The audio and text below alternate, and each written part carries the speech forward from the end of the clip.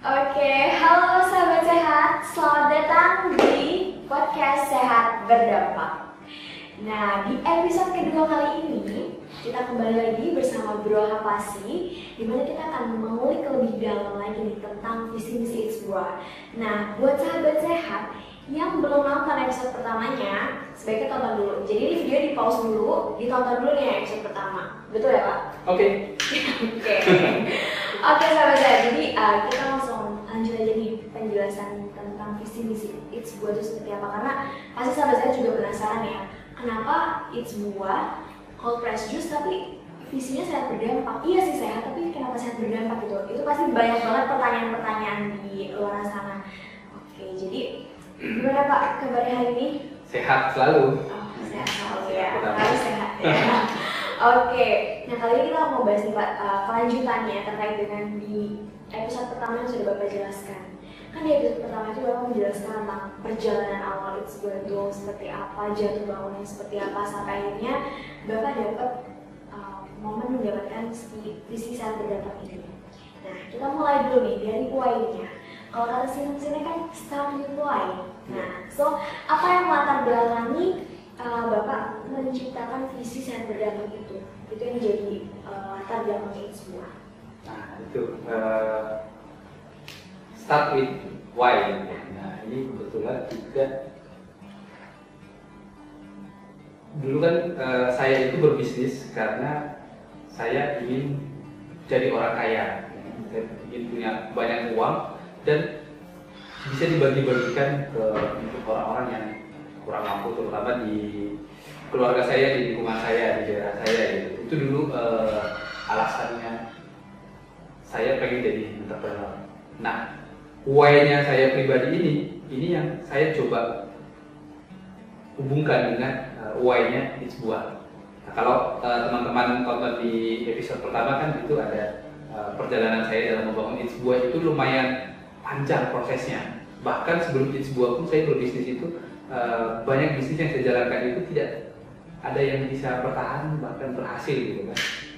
Nah, akhirnya ada suatu momen itu sekitar tahun 2017 saya pikir ulang,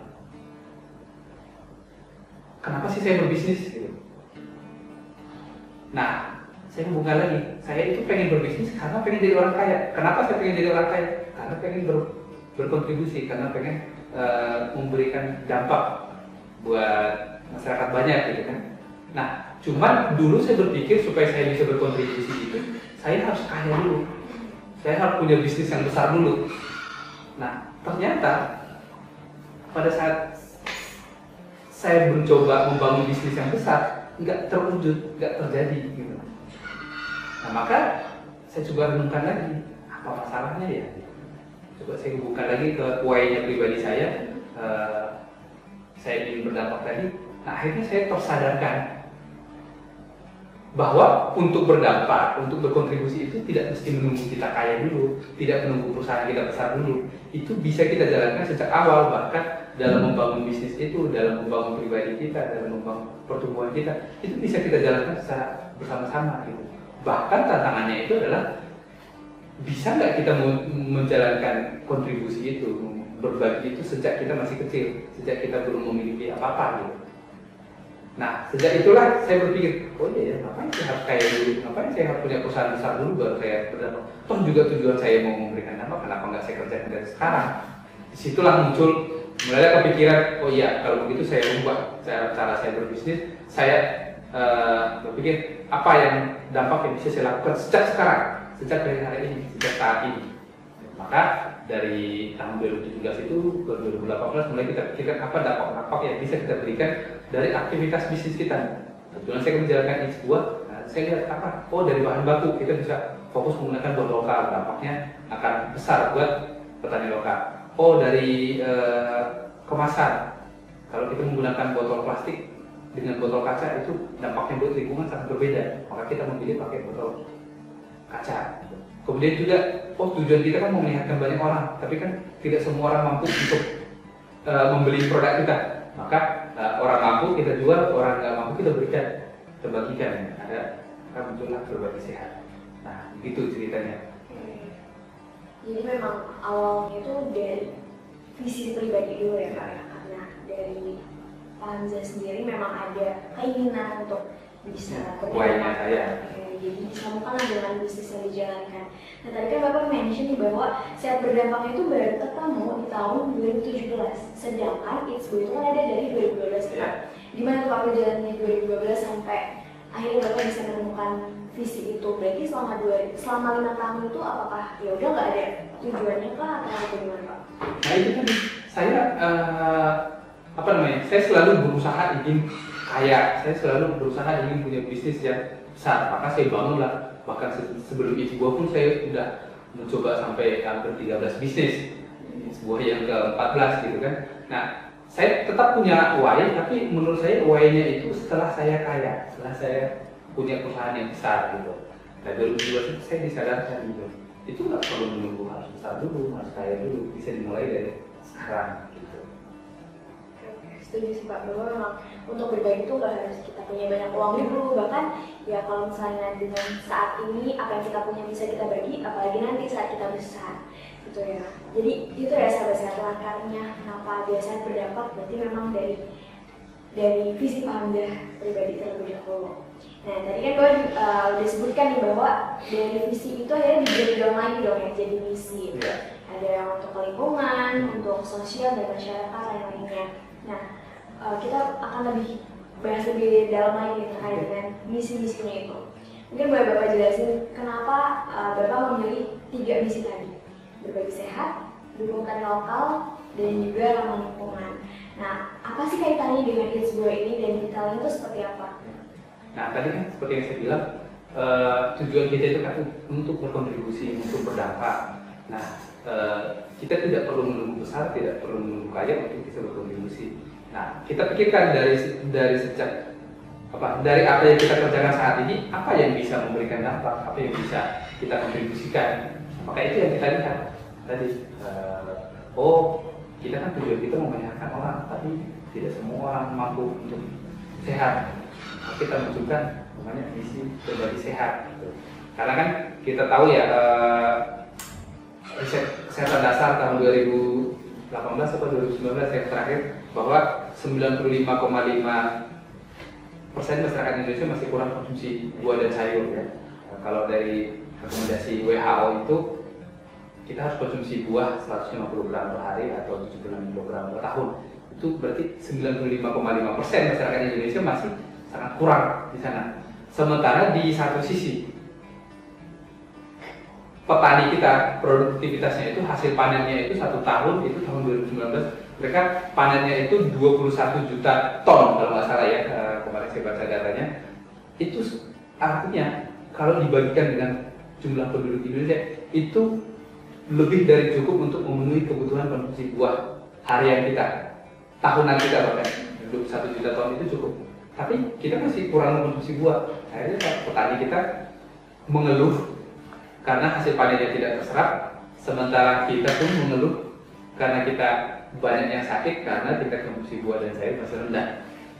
Kemudian ada lagi data yang berikutnya adalah saya pernah baca bahwa Indonesia itu adalah penyumbang limbah plastik terbesar di dunia, nomor 2 setelah China. Nah, ini kan bukan perlombaan ya, jangan sampai kita nomor 1, kita harus turunkan peringkat ini. Nah, kalau di breakdown lagi, itu sebenarnya yang membuat limbah plastik itu banyak itu kontribusi dari sebenarnya bahkan makanan-makanan yang tidak berkontribusi terhadap kesehatan kita seperti junk food, makanan-makanan cemilan, dan ya yang kontribusinya tidak banyak terhadap membantu kesehatan kita. Jadi ada 3 masalah nih, petani kewalahan, hasil panennya tidak terserap, lingkungan kita, bumi kita nangis karena limbah plastik sangat banyak, yang bahkan banyak dikontribusikan dari junk food dan cemilan-cemilan. Kemudian di sisi lain juga masyarakat kita sementara tingkat kesehatan kita masih rendah. Salah satunya akibatnya adalah masih rendah konsumsi buah dan sayur.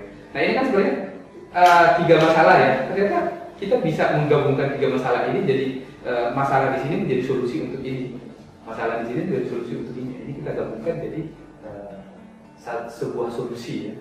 Jadi tiga misi itu merupakan gabungan dari tiga masalah yang kita gabungkan menjadi satu solusi sehat berdampak. Oke.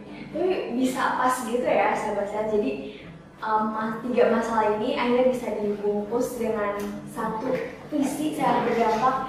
Misinya pun juga benar-benar sangat berkaitan dengan apa aktivitas di It's2 itu sendiri.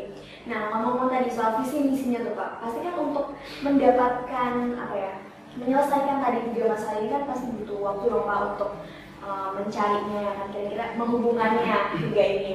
Nah itu gimana tuh Pak proses pembuatan visi misi itu tuh, apakah benar-benar butuh waktu yang cukup lama atau Bapak harus benar-benar menyendiri dan lain-lain, prosesnya itu seperti apa sih? Itulah bedanya kalau saya bilang visi misi yang dikarang-karang dengan visi misi yang memang itu adalah jiwa kita. Jadi kalau mengarang itu mungkin lama, ya kan? Karena kita harus cari kata-kata, cari makna yang indah untuk ditulis, untuk ditempel gitu kan.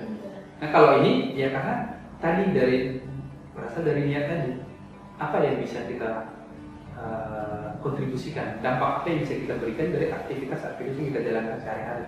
Itu sebenarnya hanya tinggal mencari aja, kita lihat, oh iya, ini bisa, oh ini bisa.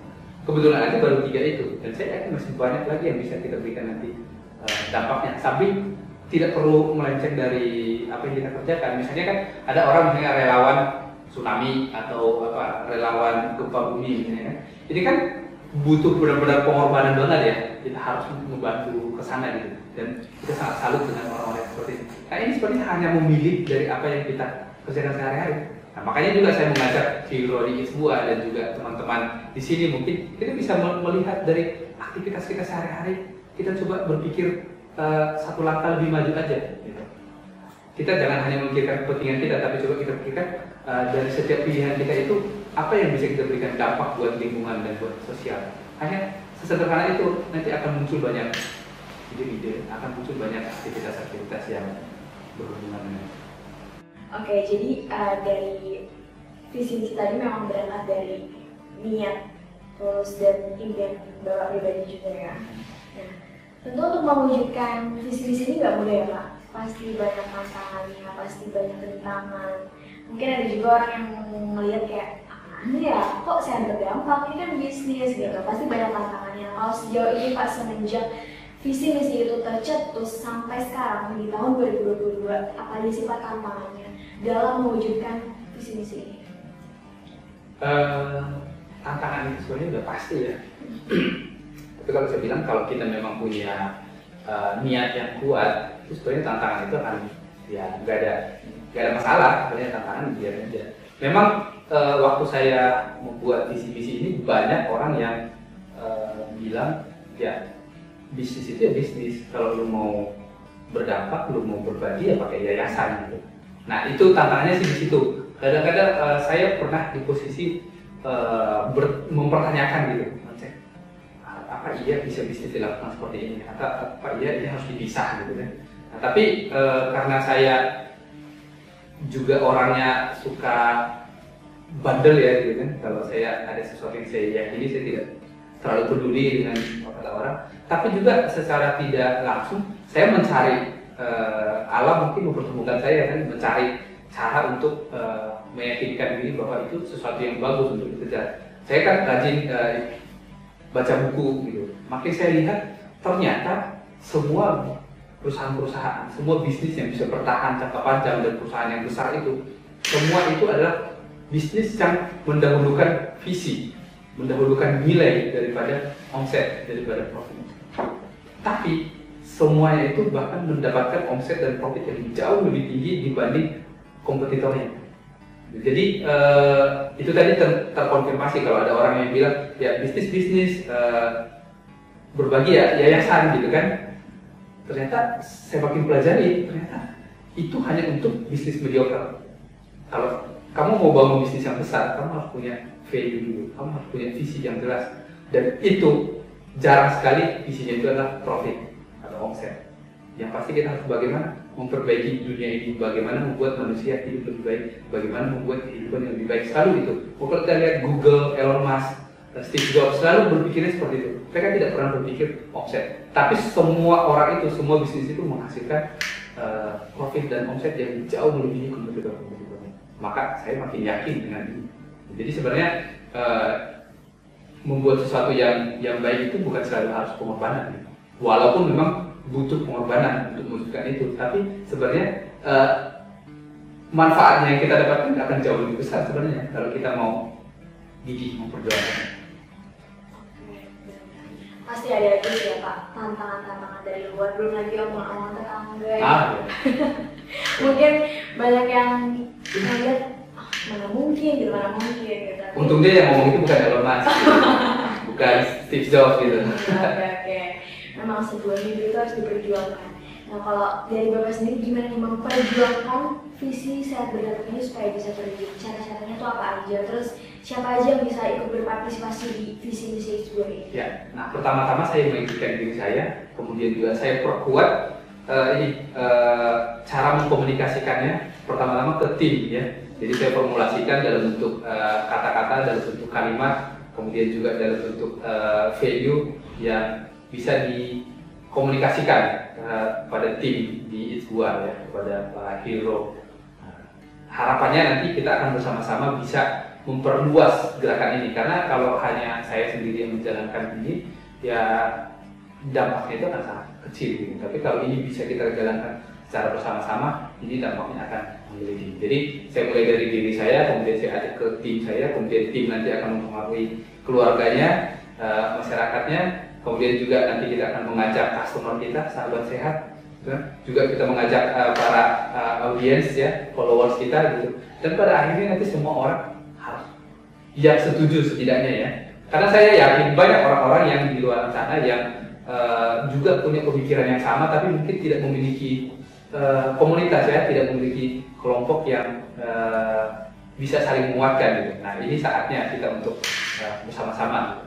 Itu memang nggak bisa sendirian ya Pak, Yes. harus butuh tim, butuh banyak partisipasi juga, karena visi-misi itu ini nggak hanya sekedar jualan aja. Visi-misinya ini benar-benar sangat berdampak untuk masyarakat dan benar-benar harus melibatkan banyak orang gitu.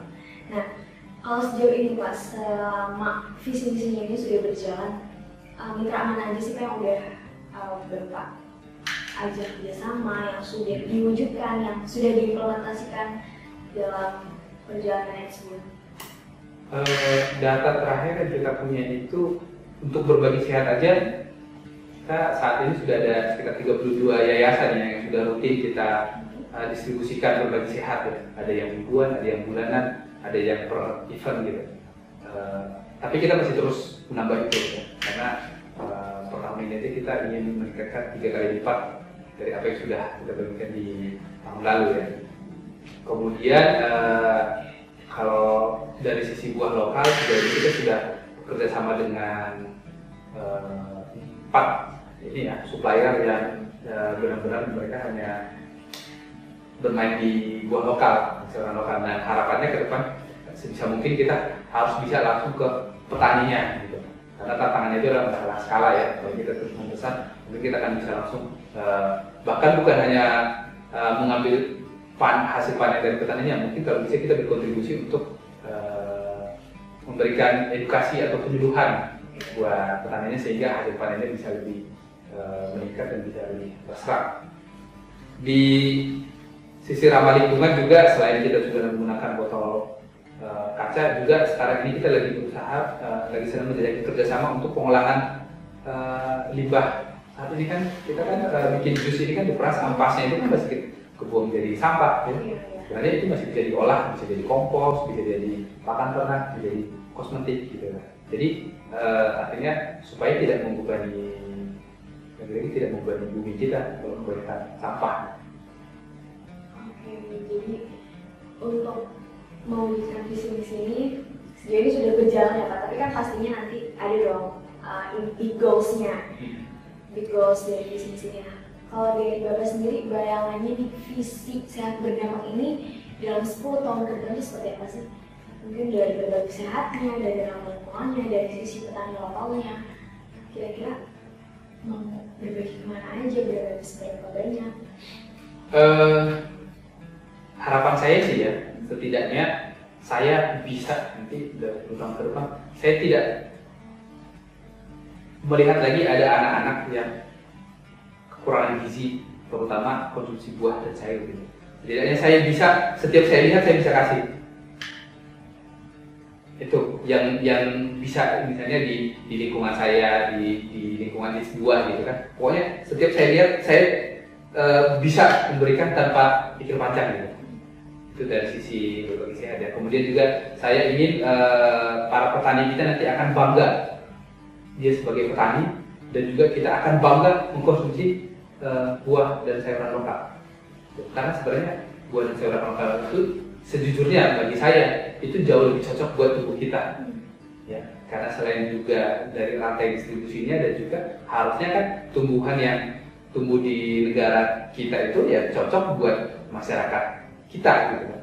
Jadi nanti tidak ada lagi petani yang berjuang untuk memasarkan hasil panennya, terutama buah dan sayur. Nanti bahkan sebelum panen mereka sudah dibikin. Kemudian juga dari sisi ramah lingkungan ya, mungkin dalam 10 tahun ke depan saya berharap setidaknya dari diri saya dan It's Buah itu bisa zero plastik. Itu sekarang kita memang sudah pakai botol kaca, tapi masih ada beberapa part dalam bisnis kita ini masih menggunakan plastik. Saya harapkan dalam 10 tahun ke depan itu bisa benar-benar kita hilangkan. Mungkin dalam 10 tahun ke depan itu kalau itu bisa kita kerjakan itu keren sih menurut saya. Dan saya yakin itu akan menghasilkan omset dan profit yang besar juga. Jadi tidak hanya sekedar isinya. Oke. Nah, untuk orang-orang di luar sana Pak yang nggak tahu sama sekali It's Buah, bukan sahabat sehat, bukan Hilro, bukan mitra, dan mungkin di sini ada audiens yang sama sekali belum tahu gimana nih Pak caranya untuk bisa berpartisipasi dalam gerakan ini, dalam mewujudkan visi misi yang mulia ini. Nah, sebenarnya itu yang saya bilang dalam rangka 10 tahunnya It's Buah ya, 1 dekade It's Buah kan kita akan mencanangkan deklarasi Gerakan Nasional Sehat Berdampak nanti tanggal 19 Februari ya, akan kita deklarasikan. Kita akan mengajak seluruh masyarakat, sebenarnya kita bisa melakukan ini di lingkungan kita, di pribadi kita, di keluarga kita, di lingkungan kita. Nggak mesti harus jadi customer-nya It's Buah, nggak mesti harus beli produk It's Buah, meski kalau beli ya bagus ya. Tapi sebenarnya ini bisa kita lakukan dalam setiap aktivitas hidup kita. Misalnya dalam sehari-hari banggalah membeli produk-produk petani lokal kita. Bangga, jangan bangga malah yang impor. Kalaupun harus beli impor, harus merasa itu terpaksa gitu. Kalau masih ada yang lokal, kita harus bangga menggunakan hasil dari petani-petani lokal kita. Kemudian juga itu tadi ramah lingkungan, plastik itu kan kalau dia kita kurangi. Kita tahu ada data yang kalau saya baca itu kalau nggak salah 2030 itu diperkirakan kalau tingkat penggunaan sampah plastik kita masih seperti sekarang ini, 2030 itu kita akan makan ikan yang di dalam isi perutnya itu adalah plastik semua. Itu saking banyaknya. Jadi makanya kita bisa berperan dari sekarang. Kalau nggak perlu amat, kalau belanja ke supermarket misalnya, saya tuh kalau masih bisa masukin kantongin aja, masukin tas aja. Walaupun kasirnya bahkan sudah memberikan, saya tolak tuh, karena menurut saya nanti itu akan jadi sampah gitu. Nah, kemudian apalagi dalam berbagi juga seperti itu. Berbagi itu kan sebenarnya nggak mesti ya kita kurangi, misalnya dari tadinya jajan 10 kita jadi jajan 8, 2 masih bisa kita bagikan gitu. Jadi banyak hal yang bisa kita lakukan dalam diri kita. Jadi nggak mesti harus jadi customer-nya It's Buah, nggak mesti harus membeli produknya It's Buah. Hal ini sehat berdampak bisa kita terapkan dalam diri kita masing-masing, dalam menjalankan hidup sehat kita masing-masing. Karena sehat itu kan bisa juga senam di rumah, ya kan, konsumsi buah, beli di pasar, konsumsi gitu. Jadi ini bisa kita lakukan dimanapun. Oke, sahabat sehat. Jadi kita sudah mendengarkan bagaimana tadi perjalanan Pak Pasi merancang visi misi It's Buah yang luar biasa, dan tadi juga sudah dijelaskan bahwa visi misi ini terbuka bagi siapapun, bagi sahabat sehat yang sedang menonton video ini. Bahkan sahabat sehat bisa mengajak rekan-rekannya, keluarganya, seluruh lingkupnya untuk bisa bergerak dalam visi It's Buah ini. Dan sekali lagi, mimpi yang besar tidak bisa diwujudkan sendirian, butuh kebersamaan untuk mewujudkannya. Jadi, kalau bukan sekarang, kapan lagi? Dan kalau bukan kita, siapa lagi? Oke, saya Diajal dan Bro Pasi Mari gerak bersama, Wujudkan sehat berdampak.